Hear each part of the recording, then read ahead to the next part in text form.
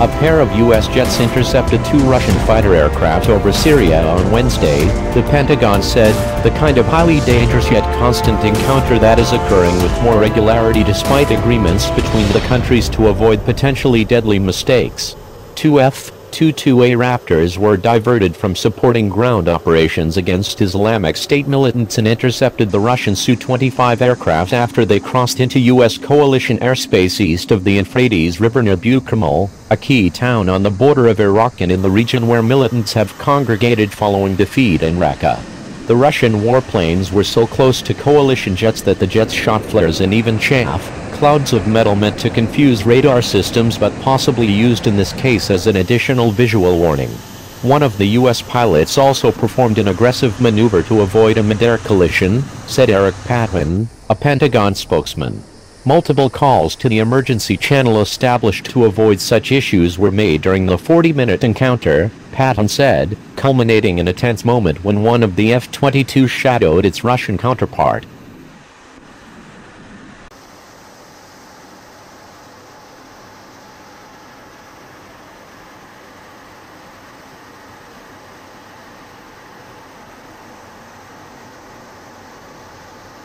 The Syrian skies have become another contested battle space between old adversaries, as President Bashar al-Assad's forces backed by Russian air power and advisors on the ground have defeated rebel groups.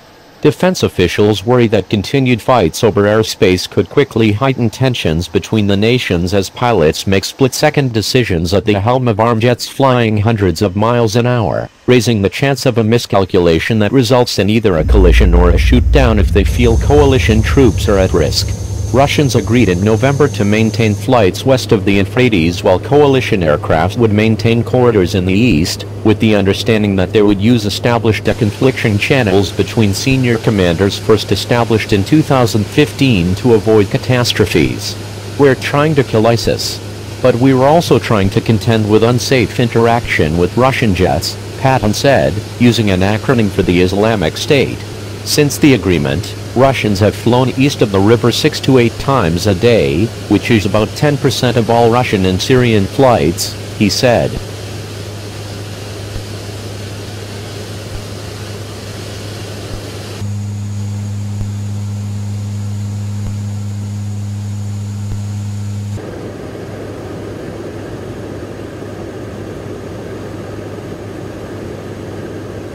Agreements to deconflict were reviewed in September after Russia targeted and wounded U.S. proxy forces near Deir el-Zor, a city on the river where Islamic State fighters have converged in recent months.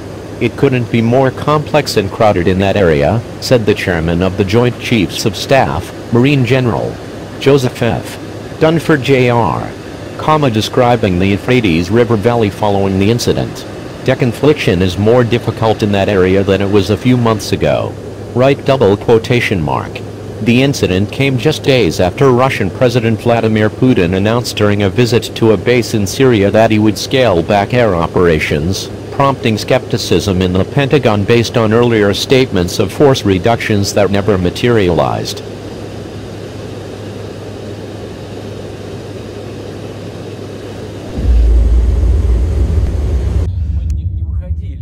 Well, we did not withdraw from the fundamental treaties that are the cornerstone of the international security architecture.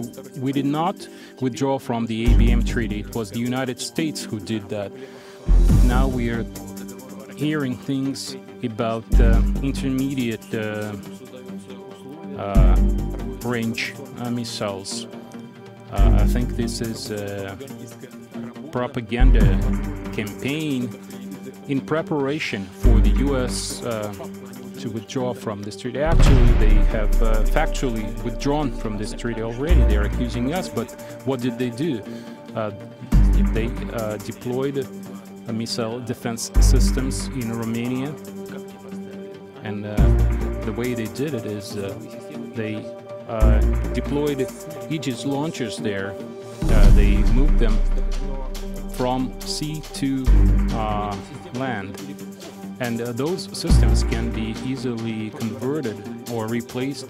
Those interceptor missiles could be replaced with intermediate range missiles. So this process is already underway, and if things continue to go this way, nothing good will come out of it. But we don't plan to withdraw from any treaty ourselves.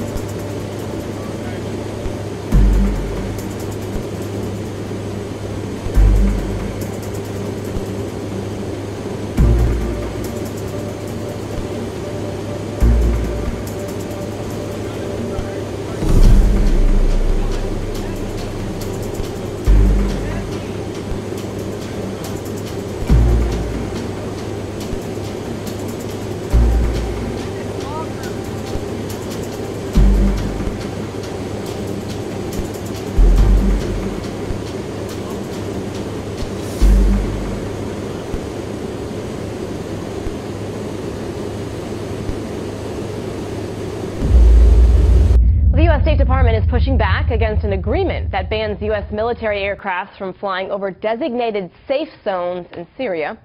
The deal setting up those zones was hammered out by Russia, Turkey, and Iran. It goes into effect today.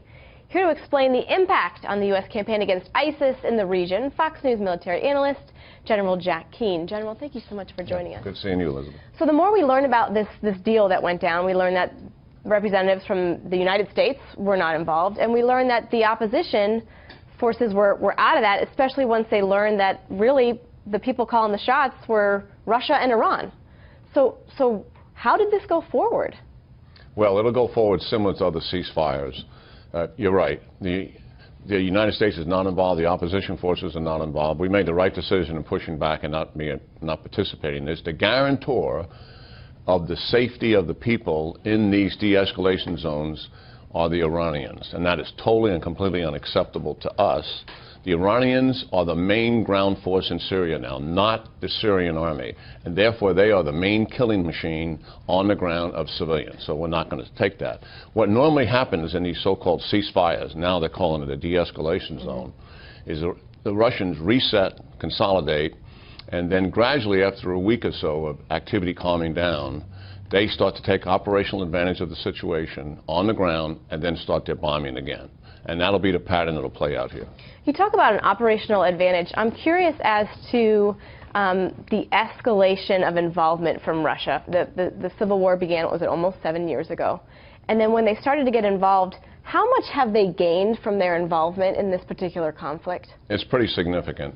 Well, first of all, in the actual conflict itself, they have now replaced the Assad regime air power. They are the main air power that's being used every single day. They have been pounding civilian communities since our cruise missile strike into Syria. Every single day they have used deep penetrator bombs on underground hospitals. They are actually committing war crimes every day, the Russian air power.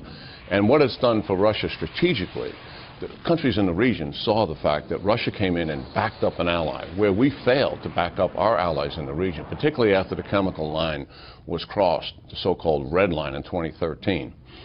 They are doing arms deals as a result of that with every Sunni Arab ally we have, by and large, and they want to build nuclear power plants throughout the Middle East. This has all taken place as a result of their military intervention. And the reason why the Sunnis are doing deals with them is because they want to hedge with the Russians against the Iranians. This is why President Trump has made the right decision to go to the Middle East and renew this relationship, revitalize it, let them know that we've got their back. And we're going to return to this traditional and historical relationship that we've always had with these leaders in the Middle East. Yeah, you sort of set up my next question perfectly, because we are looking at President Trump making a trip over there.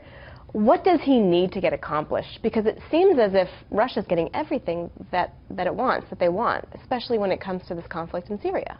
They are already enthused with this president because he has spoken to them, he's met with some of the leaders. So they are truly looking forward to the renewal of the relationship. They're going to talk about ISIS and see if they can provide some help. ISIS is larger than the caliphate in Iraq and in Syria. It has expanded to 30 other countries. Some of those countries they have relationships with, and some of those are their countries as well. They're going to spend a lot of time talking about Iran. Iran is a major threat in the Middle East. All these Sunni Arabs fear it. And after the deal that Obama made, accommodated the Iranians and given them back all of that money, they know that money will be used against them. So they'll talk to him quite a bit about that. I think the other thing that's happening, he's going to Saudi Arabia, where the holy shrines are that represent Islam. And that's going to send a message. In this country and in other parts of the world, people have got the perception that he's anti-Muslim because of this travel ban.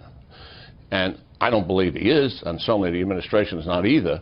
And I think that's going to make another statement to the Muslim world that the first trip he's making to the Middle East is to Saudi Arabia and also obviously to Israel. Wow.